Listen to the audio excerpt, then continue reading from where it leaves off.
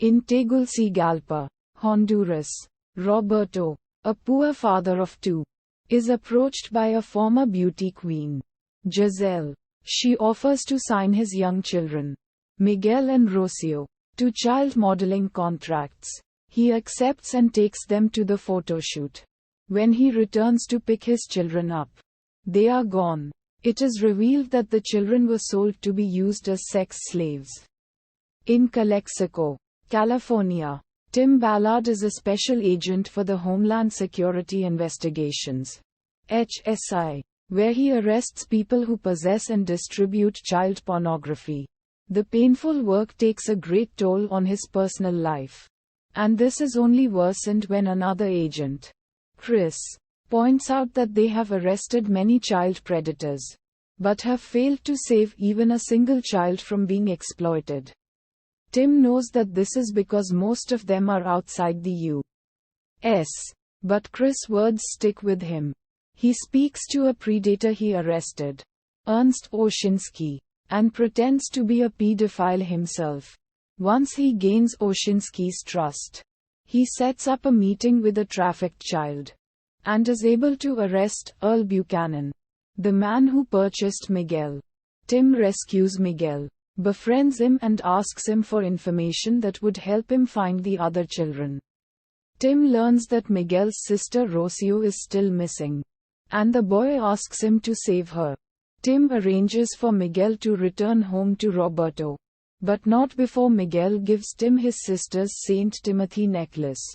Tim starts looking for Rocio, and his search leads him to Cartagena, Colombia. He meets with Vampiro, a former cartel accountant who now works to save children from sex trafficking. After reading about a child sex club in Thailand that was shut down, Tim decides that this is the perfect cover story to acquire a large number of Giselle's children in a sting operation. Vampiro gets a Colombian police officer, George, and a wealthy citizen named Paul to help with Tim's mission. Tim's HSI supervisor, Frost, is unable to provide funding for the operation, and asks him to return to the U.S. Tim resigns his position rather than abandon the search for Rocio. Frost is able to persuade staff of the U.S. Embassy in Colombia to assist with Tim's rescue operation. Undercover, they convince Giselle to sell them 54 children, successfully arrest all of the conspirators and free the children, but Rocio is not among them. After interrogating one of Giselle's associates, George learns that Rocio was sold to the Revolutionary Armed Forces of Colombia, entrenched deep in the Amazon natural region.